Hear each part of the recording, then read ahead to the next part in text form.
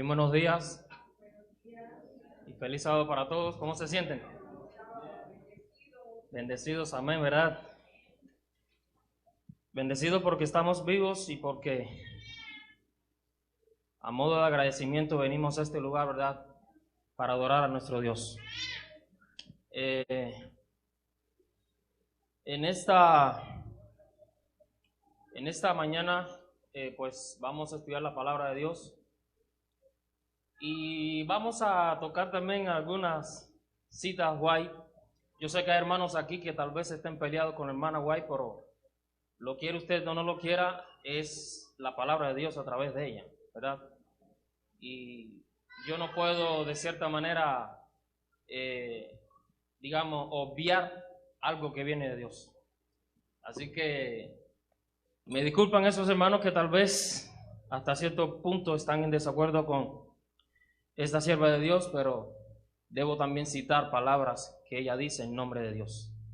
Entonces, específicamente hoy vamos a tratar un tema que nos va a llegar a cada uno de nosotros, ese es el propósito de Dios, y nos va a hacer reflexionar.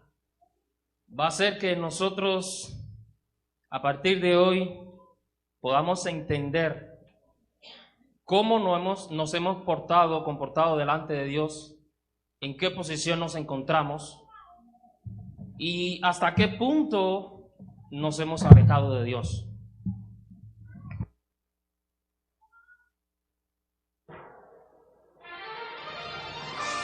Pues, como bien escuchamos, la cita escogida para esta mañana la encontramos en Segunda de Crónicas 7:14. Segunda de Crónicas 7:14 es un texto muy conocido por todos y nos dice: entonces, si mi pueblo que es llamado por mi nombre se humilla y ora y busca mi rostro y se vuelve de sus malos caminos, escucharé desde el cielo y perdonaré sus pecados y también restauraré su tierra. Algunos hermanos hemos leído muchas veces esta porción bíblica, puede ser que muchos también nos la sepamos de memoria, ¿verdad? Y se ha debatido mucho al respecto, pero ¿sabes? Basado en esta porción bíblica, en esta mañana nosotros vamos a desarrollar este tema, un tema que nos va a ayudar a cada uno de nosotros, ¿verdad?, a fundamentar más nuestra fe y hacer que nosotros comprendamos cada día nuestra necesidad de Dios. Por eso es el objetivo en esta mañana, ¿verdad?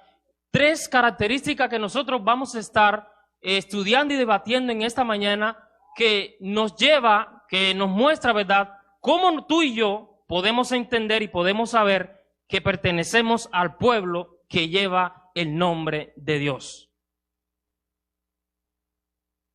¿Sabes?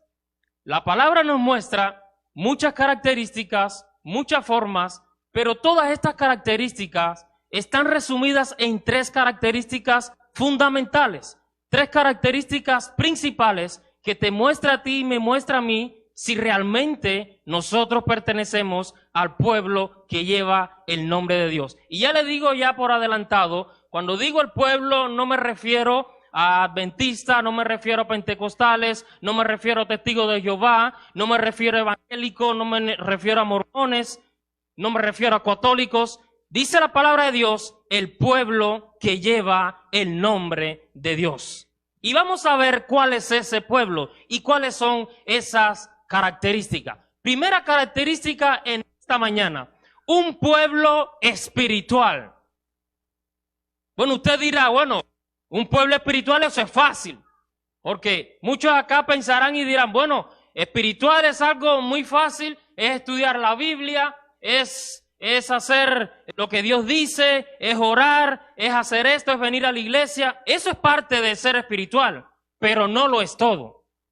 La palabra de Dios nos dice allí en 2 de Pedro 2:9 lo siguiente, texto conocido por todos también: mas vosotros sois linaje escogido, real sacerdocio, nación santa, pueblo adquirido por Dios. ¿Para qué? Para que anunciéis las virtudes de aquel que os llamó de las tinieblas a su luz admirable. Que aquí podemos ver una distinción que hace Dios específicamente del pueblo que lleva su nombre en comparación a los demás pueblos.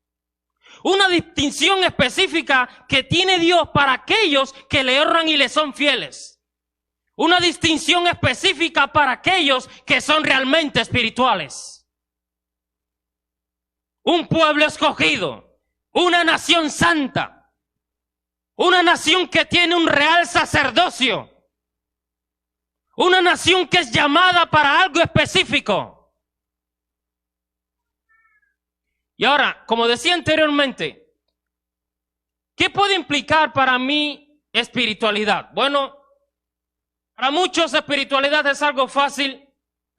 Orar, reverenciar, venir a la iglesia, estudiar diariamente. Eso es parte del plan de Dios. Pero vuelvo y repito, eso no lo es todo. Porque espiritualidad va mucho más allá.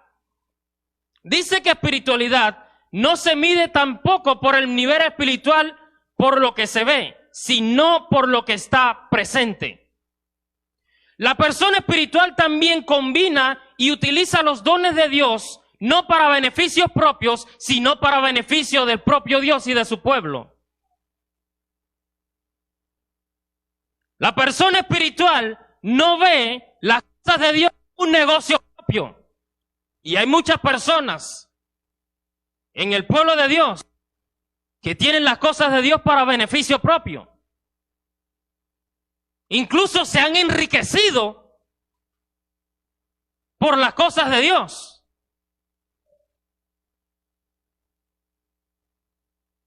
Hay muchas personas que no tienen una dirección bien exacta de los dones y de las actitudes que Dios le ha concedido y lo utiliza para beneficio propio.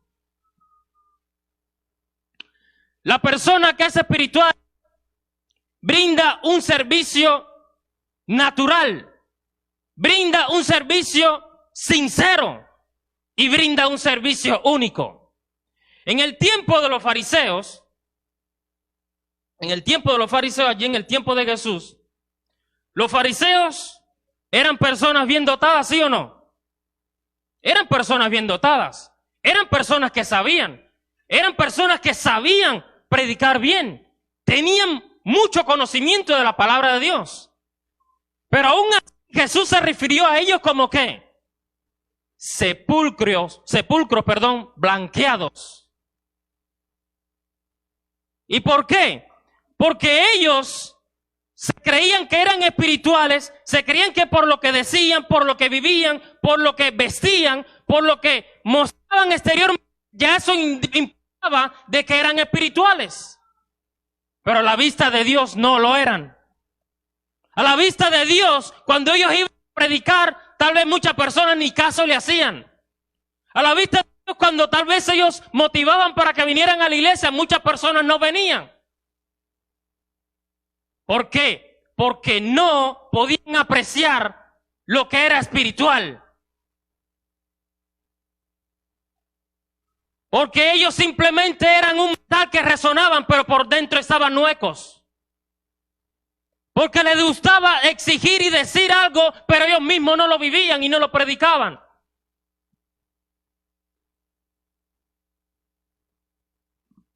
La sierva de Dios al respecto nos dice lo siguiente: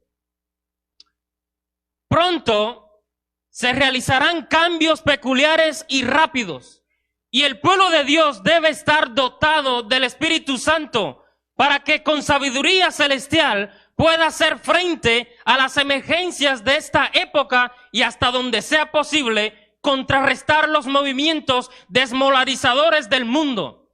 Si la iglesia no se duerme, si los discípulos de Cristo velan y oran, podrán tener luz para comprender y apreciar los movimientos del enemigo.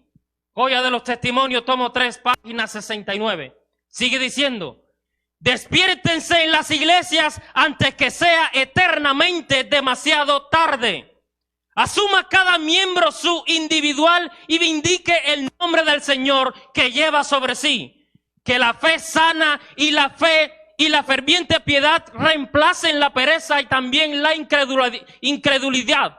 Cuando la fe eche en mano de Cristo, la verdad deleitará el alma y los servicios religiosos no serán áridos ni carentes de interés. Vuestras reuniones de testimonios, ahora tibias y sin aliento, serán vivificadas por el Espíritu Santo.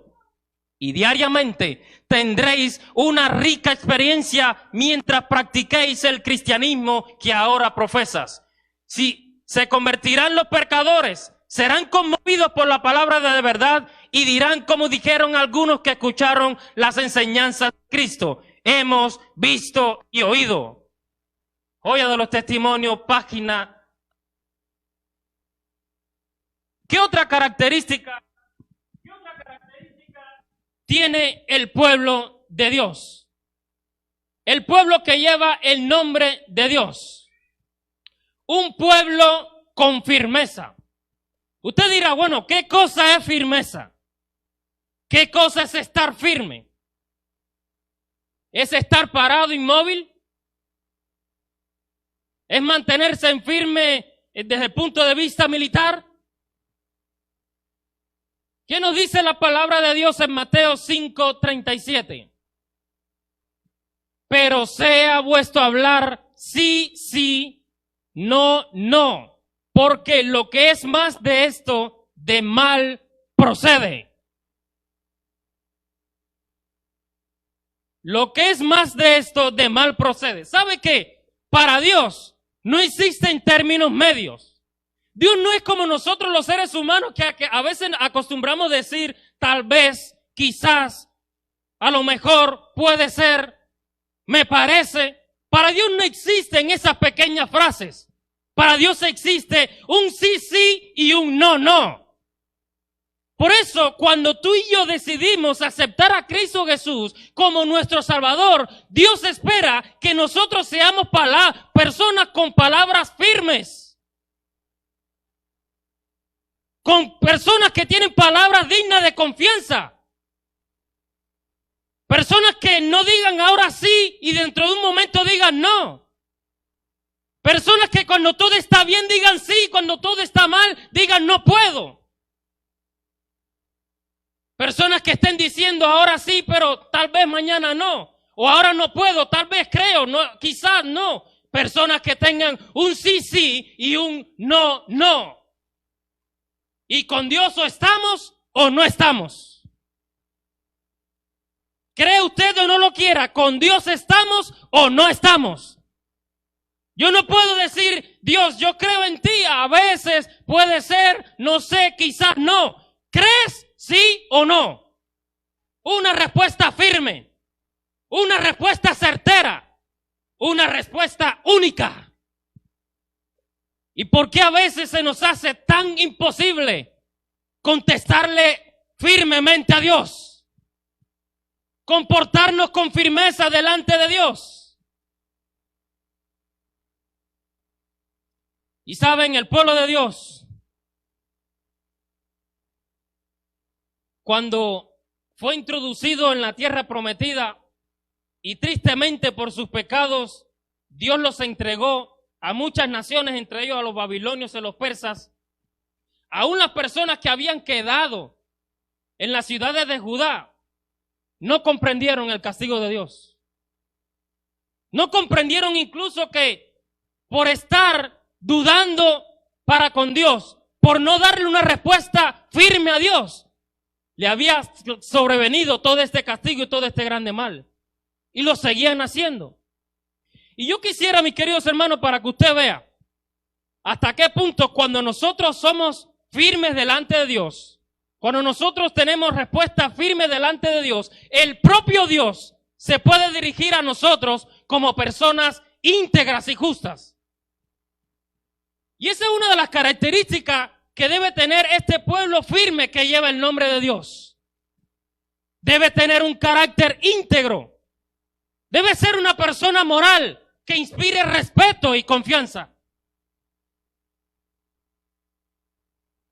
Y yo quisiera que me acompañaran allí, en Ezequiel capítulo 14, versículos 13 y 16. Dice lo siguiente: hijo de hombre, cuando la tierra pecare contra mí, rebelándose pérfidamente, y extendiere yo mi mano sobre ella, y le quebrantare el sustento de pan, y enviare en ella hambre, y cortare de ella hombres y bestias, si estuvieren en medio de ellos estos tres hombres, Noé, Daniel y Job, ellos por su justicia librarían únicamente sus propias vidas, dice Jehová el Señor.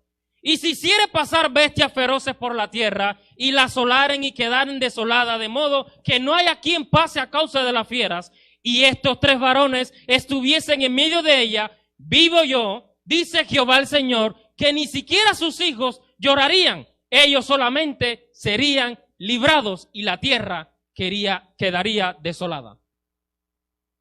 Tres varones, Noé, Daniel y Job. Y lógicamente la Biblia muestra a otros personajes más, pero está hablando específicamente de ese tiempo en que estaba viviendo el profeta. ¿Y por qué estos tres varones? Porque eran varones que no solamente tenían el nombre de Dios sobre sus cabezas y en su corazón, sino que acostumbraban darle a Dios una respuesta firme. Acostumbraban decir no cuando deberían decir no. Y acostumbraban decir sí cuando deberían decir sí. Y si nosotros, mis queridos hermanos, en este tiempo que estamos viviendo, que ya son tiempos difíciles, pero sabemos que van a venir tiempos más difíciles, no nos acostumbramos a decir sí en el momento que debemos decir sí y no en el momento que debemos decir no, cuando venga el momento de más penumbra, desolación y persecución, mis queridos hermanos, nosotros vamos a dudar y nos vamos a quedar. Va a ser más fácil para nosotros decir no que decir sí. Va a ser más fácil, así como Pedro cuando le preguntaron si era discípulo de Jesús, yo no lo conozco, yo no soy, que decir sí. Por eso es importante, mi querido hermano, que nosotros entendamos y sepamos hasta qué punto entiendo y reconozco que yo pertenezco al pueblo que lleva el nombre de Dios. Un pueblo que tiene firmeza es un pueblo que es honesto también en hechos y en pensamientos. ¿Recuerdan el caso de Ananías y Zafira? Ananías y Zafira, ¿verdad? Era un matrimonio que cuando ellos vieron que muchos de sus discípulos, entre ellos estaba Bernabé, que vendió todas sus propiedades y lo entregó a los pies de los apóstoles para la obra de Dios, ellos quisieron también recibir, hasta cierto modo, un galardón por parte de los apóstoles. Y supuestamente con una mentira vinieron a ellos y le dijeron, no, mira, nosotros también vendimos todo lo que teníamos y lo entregamos a la obra de Dios. Pero era mentira. Porque el objetivo principal no era entregar todo lo que ellos tenían a la obra de Dios, porque ellos se quedaron con la mayor parte. ¿Y cuál fue la respuesta de Pedro? No nos has mentido a nosotros, sino al Espíritu de Dios. Y en un momento cayeron muertos. ¿Por qué, mis queridos hermanos? Porque para Dios deben haber respuestas firmes y seguras. Para Dios no deben haber términos medios. Para Dios no puede existir mentiras. Para Dios no puede haber personas que digan una verdad y digan una mentira. Para Dios debemos ser transparentes como Él lo es para cada uno de nosotros. ¿Cómo lo vamos a poder mentir a Dios cuando Él lo conoce todo? ¿Cómo nos vamos a poder esconder de Dios cuando Él conoce todos los lugares de este mundo y del universo?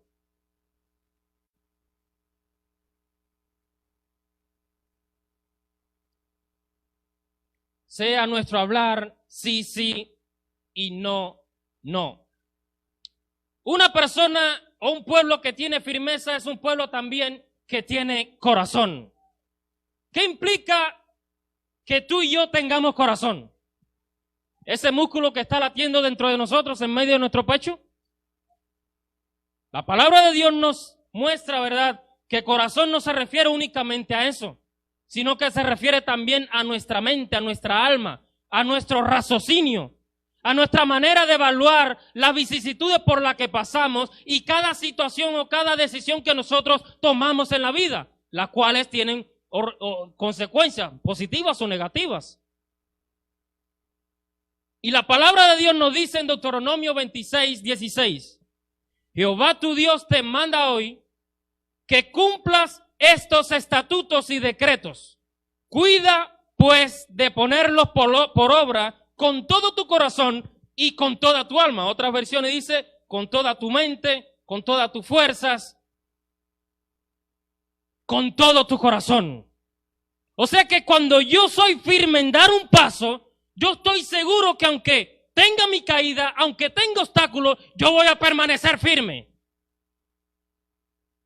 Nadie me va a atemorizar para que yo me retracte de mi decisión. Nadie me va a atemorizar para que yo dude del paso que he dado. Yo sé en quién he creído y voy a seguir con él. Como dijo Job en medio de su situación. Ahora, tal vez usted dirá, bueno, es que es algo difícil, porque a veces busco medios, busco forma, busco algo para que yo sentir que realmente yo voy a dar un paso firme, pero no lo encuentro y no lo tengo. Dios es tan maravilloso, mis queridos hermanos, con cada uno de nosotros, que Él, todo lo que nos dice que debemos hacer, no lo dice simplemente porque Él es Dios. Nos da también las herramientas para que nosotros podamos hacerlo. ¿Sabe cuál es la única herramienta con la cual nosotros podemos adquirir integridad, por la cual nosotros podemos tener un carácter firme, por la cual nosotros podemos dar un paso firme sin titubear, sin pensar de que vamos a caer, sin estar inseguros? Esa herramienta, mis queridos hermanos, es la palabra de Dios. No hay otra herramienta en este mundo, es la palabra de Dios. ¿Y saben por qué es la palabra de Dios? Porque la palabra de Dios nos dice en muchos textos que conocemos. Ahí en Salmo 19, del 7 al 11, nos dice que la palabra de Dios nos hace perfectos, puros, limpios y verdaderos. Nos dice en Hechos 4:12 que la palabra de Dios elimina los malos pensamientos y dice que penetra profundamente hasta extirpar todo lo malo que hay en nuestro corazón.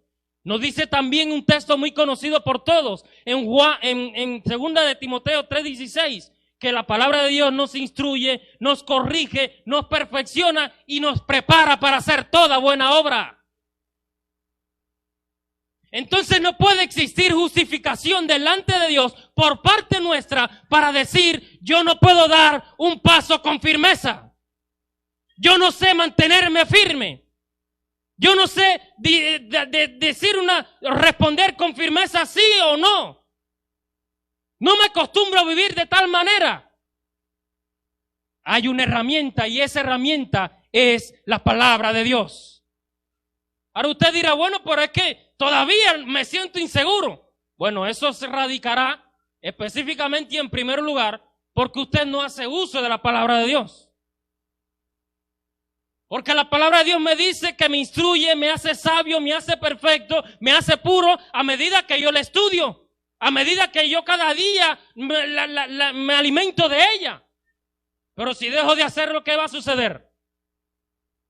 Por eso es, mis queridos hermanos, que Dios le dijo a su pueblo, recuerda enseñarles estos estatutos, estos mandamientos, mi palabra a tus hijos desde la edad pequeña. No dice cuando sean grandes, no dice cuando sean adolescentes, desde pequeñitos. Por eso es que los israelitas desde niños podían recitar versos completamente de la Torá. Y hoy, tristemente, a veces, usted le pregunta a un joven, dime el Salmo 23. Y tal vez te dice el primer versículo. Y de ahí para allá inventa palabras. O le dice a una persona, recítame los 66 libros de la Biblia. De Génesis va para 2 de Pedro, porque no saben. ¿Y en qué se basa eso, mis queridos hermanos? Por el poco uso de la herramienta principal que ha provisto Dios, no únicamente para los que estudiamos la Biblia, para los que venimos a la iglesia, la herramienta principal que ha provisto Dios para todos los seres humanos, su palabra. Dice esta cita guay: las lecciones aprendidas, los hábitos adquiridos durante los años de la infancia y de la niñez influyen en la formación del carácter y la dirección de la vida mucho más que todas las instrucciones, que toda la educación de los años subsiguientes. Conducción del niño, página 170. O sea, mi querido hermano, que usted podrá ser un ingeniero, usted podrá estudiar algo grandísimo, algo que puede ser insuperable para algunos, algo que muchas personas desearían estudiar. Pero dice esta cita que si esos años de estudio que usted ha dedicado no han sido precedidos por el estudio, por la instrucción de la palabra de Dios, nunca servirá de nada. ¿Por qué cree usted entonces? Lo he visto en las noticias, lo he escuchado por ahí. Personas estudiadas, personas de renombre que se han suicidado. Personas con gran estímulo, personas con grande fama que se han quitado la vida, que están sumisas en el alcohol, en las drogas. ¿Por qué cree usted que ha sido? ¿Simplemente porque se juntó con alguien y esa persona le dijo, comienza a vivir como yo? ¿O adoptó el estilo de vida de esa persona? No, mis queridos hermanos. Por eso es importante, mis queridos hermanos, el estudio de la palabra de Dios. ¿Qué otra tercera característica tiene el pueblo que lleva el nombre de Dios? Un pueblo con misión. Yo sé que hay muchos acá que pensarán, bueno, de eso se ha hablado un montón de veces. Incluso en el momento de los diezmos y las ofrendas,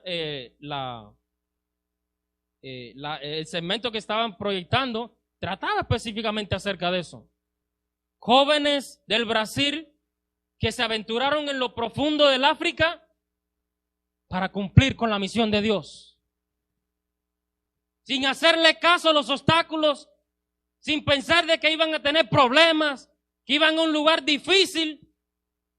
Tenemos que cumplir la palabra de Dios, la misión de Dios. Isaías 21 nos dice lo siguiente: este pueblo he creado para mí, mis alabanzas publicará. Vuelvo a repetir este versículo porque, aunque es pequeño, encierra una gran verdad. Este pueblo que he creado para mí, ¿qué dice que va a hacer? Va a publicar mis alabanzas. Cuando digo alabanza, no es que va a cantar, no es que va a recitar, va a testificar de mí, de lo que yo he hecho con él. El mundo va a conocer de mí por lo que este pueblo que yo he creado para mí he hecho con él.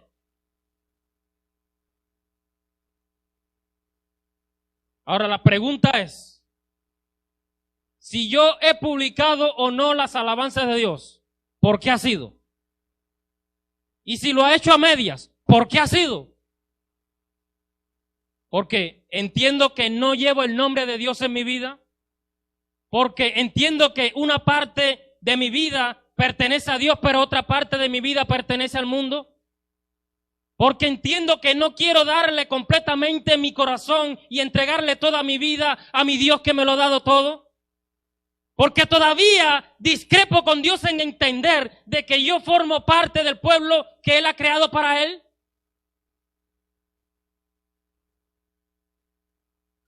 Si realmente entendemos que pertenecemos a Dios como pueblo, como esencia, como persona, como lo más grande que tiene Dios en esta tierra, vamos a publicar sus alabanzas. Vamos a cumplir con su misión. No nos vamos a enfocar en los problemas, en los obstáculos, en que si hay mucho sol, en que si es muy lejos, en que si es muy difícil, en que yo a esa persona le he hablado en muchas ocasiones. Vamos a cumplir la misión de Dios. Dice Deuteronomio 26.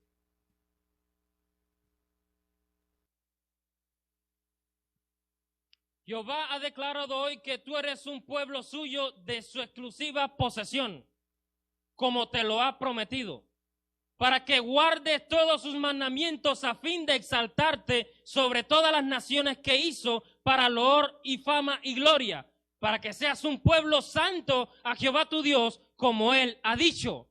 Deuteronomio 26, 18 y 19.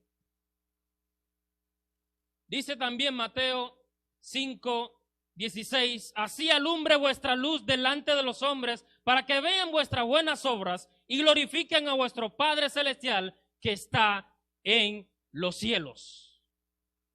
Salmo 106, 2.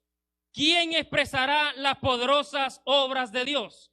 ¿Quién contará sus alabanzas? Dios quiere, mi querido hermano, que seamos tú y yo. Dice Primera de Pedro 2:9, ya lo hemos citado anteriormente, mas vosotros sois linaje escogido, real sacerdocio, nación santa, pueblo adquirido por Dios, para que anunciéis las virtudes de aquel que os llamó de las tinieblas a su luz admirable. Apocalipsis 14:12, texto fundamental de nosotros. Aquí está la paciencia de ¿quién? De los santos, los que guardan los mandamientos de Dios y testifican acerca de esos mandamientos de Dios. Pero sabe, yo quisiera nuevamente ir ahí a Deuteronomio 28 del 1 al 10. Deuteronomio 28 del 1 al 10, bueno, un poquito más también, pero solamente esos versículos, encierra una gran verdad.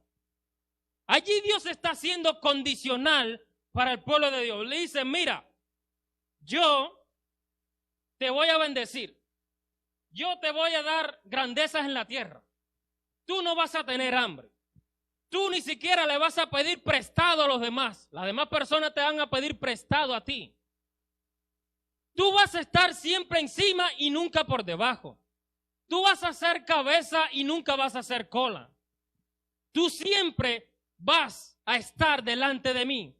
Tú siempre vas a recibir mis bendiciones. Pero dice el versículo 10, si me pueden ayudar y poner allí el versículo 10. Versículo 10, Deuteronomio 28, 10, o quien lo tenga lo puede leer. Quien lo tenga lo puede leer. 28, 10, Deuteronomio 28, 10.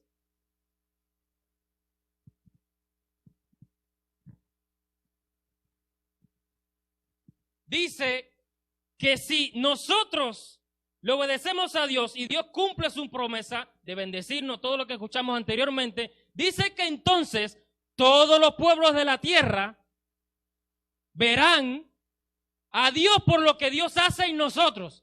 Y dice que todos los pueblos de la tierra también nos van a temer. Lógicamente, ese temer no es un temor de que van a estar intimidados por causa de nosotros, sino que el temor de que van a ver en nosotros que Dios vivo vive en nosotros, que el nombre de Dios está en su pueblo y ellos, ese pueblo, esas demás naciones van a sentir curiosidad de venir y conocer también acerca de ese Dios.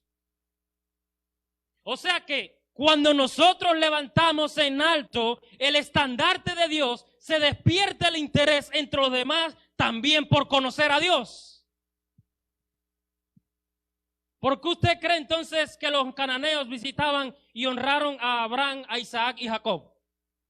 Dice que estos tres personajes en Canaán no eran cualquier tipo de personas. Y no era por la riqueza que ellos tenían, sino porque levantaban siempre el estandarte de Dios. ¿Recuerdan el caso cuando Abraham llegó a Egipto y le dijo a su esposa, mira, no digas de que eres mi esposa, diga de que eres mi hermana, aunque literalmente era su hermana, lo que con otra mujer por parte de su padre. Es mi hermana, porque si dice que eres mi esposa, porque eres muy bella, porque todavía eres codiciable, me van a matar y te van a tomar como esposa. Y dice que el rey de esta nación, al ver de que ella le había dicho de que era su hermano, ¿qué fue lo que hizo? La tomó como mujer, o sea que el tiro, como dice el dicho, le salió por la culata. Él no quería que se la llevaran como mujer y al final se la llevaron como mujer. La tomó como mujer, ¿verdad? Y dice la palabra de Dios que ya cuando él pensaba casarse, este rey, dice que vino una gran plaga sobre el rey y sobre toda la nación. A tal punto que él descubrió de que era producto a que Sara no era realmente su hermana, sino que era esposa. Y el propio Dios le habló al rey y le dijo, devuelve la mujer al esposo de ella porque él es profeta. Y dice que por esta palabra el rey conoció y obedeció a Dios. Y las personas de esa nación temieron delante de Dios. Encontramos también el caso de David. Aunque era prófugo, era respetado incluso entre sus enemigos. Tanto es así que la guardia personal de David no se componía de los israelitas. Eran de personas extranjeras. Se habían aliado a David, ¿por qué? Porque veían a David que realmente era un hombre conforme al corazón de Dios. Los reyes de Babilonia y Persia, ¿por qué conocieron de Dios? Por Daniel, por la fe de Daniel y sus amigos. Tanto es así que el mismo Nabucodonosor, que se jactaba de ser el emperador del mundo, tuvo que humillarse y reconocer que el verdadero rey del universo era el Dios de Daniel. Tanto era así que el mismo Darío tuvo que reconocer que cuando Daniel fue librado ante el poder de los leones, emitió un edicto y dijo, Dios, el Dios de Daniel es Dios sobre todo Dios y sobre todo rey. Y yo ordeno que en todo mi imperio, en todo mi dominio, se tema y se tiemble y se adore al Dios de Daniel. José y María, los padres que tuvo Jesús aquí en la tierra, eran pobres, aunque descendían de la línea real de David. Eran personas que no tenían nada, no eran vistos por nadie, pero dice la palabra de Dios que fueron visitados por sabios bien acaudalados del oriente. Juan el Bautista, pobre también, una persona que no tenía nada y era admirado por su dedicación. Jesús, perseguido por muchos, incluso por sabios y extranjeros, porque reconocían que él hablaba con autoridad y que representaba a Dios. Pedro fue llamado, ¿verdad?, por los romanos de clase alta para que le hablara a ellos acerca de la fe que él tenía en Dios. ¿Y todo por qué, mis queridos hermanos? Y muchas personas hay más en la Biblia, porque levantaron el estandarte de Dios. Ahora, tal vez usted se estará preguntando, bueno, ¿y por qué nadie me viene a preguntar a mí acerca de mi fe? ¿Será que no he levantado el estandarte de Dios? ¿Será que lo estoy levantando a medias? ¿O lo escondo? ¿Será que tengo vergüenza cuando levanto el estandarte de Dios? ¿Será que quiero conservar mi fe y el gozo de creer en Dios solamente para mí y de nadie más? Si nosotros levantamos bien en alto el estandarte de Dios, mi querido hermano, el mundo sentirá el interés por conocer acerca de nuestro Dios. Dice esta cita guay, ya casi al terminar, mucho depende de la actividad incesante de los que son fieles y leales. Y por esta razón, Satanás hace cuanto puede para impedir que el propósito divino sea realizado mediante los obedientes. Induce a algunos a olvidar su alta y santa misión y a hallar satisfacción en los placeres de esta vida. Los mueve a buscar la comodidad o a dejar los lugares donde podrían ser una potencia para el bien y a preferir los que les ofrezcan mayores ventajas mundanales. A otros los induce a huir de su deber, desalentados por la oposición o la persecución. Pero a todos los tales son considerados por el cielo con la más tierna compasión. A todo hijo de Dios, cuya voz el enemigo de las almas ha logrado silenciar, se les dirige la pregunta: ¿qué haces aquí? te ordené que fueses por todo el mundo y predicases el evangelio a fin de preparar un pueblo para el día de Dios. ¿Por qué estás aquí? ¿Quién te envió? Profetas y Reyes, página 126. Sigue diciendo también esta cita: a las familias, tanto como a los individuos se pregunta, ¿qué haces aquí? En muchas iglesias hay familias bien instruidas en las verdades de la palabra de Dios, que podrían ampliar la esfera de su influencia trasladándose a lugares donde se necesita el ministerio que ellas son capaces de cumplir. Dios invita a las familias cristianas para que vayan a los lugares oscuros de la tierra a trabajar sabia y perseveradamente en favor de aquellos que están rodeados de lobreguez espiritual. Para contestar a este llamamiento se requiere ante todo abnegación. Mientras que muchos aguardan que todo obstáculo sea eliminado, hay almas que mueren sin esperanza y también sin Dios. Por amor a las ventajas mundanales o con el fin de adquirir conocimientos científicos, hay hombres que están dispuestos a aventurarse en regiones pestilentes y a soportar penurias y privaciones. ¿Dónde están los que quieren hacer lo mismo por el afán de hablar a otros del Salvador, Cristo Jesús? Si Dios hiciera esta pregunta en esta mañana a ti y a mí, ¿dónde están los que quieren proclamar mi voz? ¿Dónde están los que quieren proclamar mi evangelio?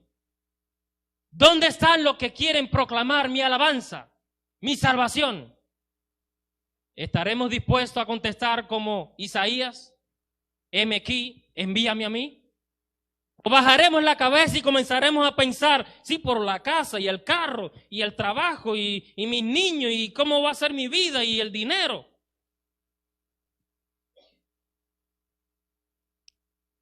Mis queridos hermanos, en esta mañana hemos visto tres características fundamentales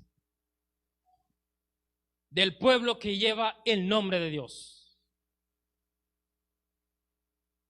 No son adventistas, no son bautistas, no son evangélicos, no es ninguna de estas denominaciones que existen en la tierra hoy en día. Porque Dios, cuando venga a buscar un pueblo, no dice la palabra de Dios que viene a buscar una denominación. No dice venga a buscar a los bautistas, adventistas, no. Eso es cosa de hombre, no es que está mal. Dios viene a buscar un pueblo que cuando Él lo mire, Él vea su nombre reflejado sobre ese pueblo.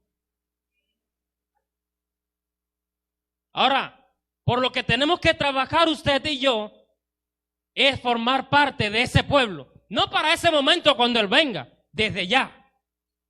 Para ayer. El pueblo que lleva el nombre de Dios. ¿Cuál es ese pueblo que lleva el nombre de Dios? Un pueblo espiritual. Un pueblo que responda y que se comporte con firmeza. Y un pueblo que cumple con la misión de Dios. Que cuando Dios venga, ese pueblo se halle trabajando. Ese pueblo se halla en constante actividad por cumplir con la misión de Dios. No un pueblo que conteste a medias. No un pueblo que esté refugiado en el quizás, en el tal vez, en el no sé, en el yo creo. Un pueblo que tenga firmeza de espíritu y de palabra. Recordemos el texto. Primera de Pedro 2:9. Mas vosotros sois linaje escogido, real sacerdocio, nación santa, pueblo adquirido por Dios, para que anunciéis las virtudes de aquel que os llamó de las tinieblas a su luz admirable. ¿Soy parte de ese pueblo? Amén. Hay algunos amén ahí esporádicos, como que están dudosos. ¿Soy parte de ese pueblo? Amén, mis queridos hermanos. No tenga temor, no tenga miedo. No piense que porque usted cometió un error hoy, ayer, ya usted no es parte de ese pueblo. Dios no se resume ni va a ver tus flaquezas. Él va a ver el triunfo que vas a tener en Él. Él va a ver las veces que tú te levantas en su nombre y vas a seguir cumpliendo su misión. Por eso responde con firmeza: soy parte del pueblo de Dios. Soy parte del pueblo de Dios. Amén. Ese es el deseo que Dios quiere ver en cada uno de nosotros. Ese es el espíritu que nuestro gran Dios quiere ver en su pueblo. Un pueblo que no solamente lo diga, sino un pueblo que realmente lo muestre. Un pueblo que cuando Dios se digne a mirar, se le dibuja una sonrisa en su rostro, porque realmente es el pueblo que lleva el nombre de Dios. Que Dios te bendiga, mi querido hermano, y mi deseo de oración.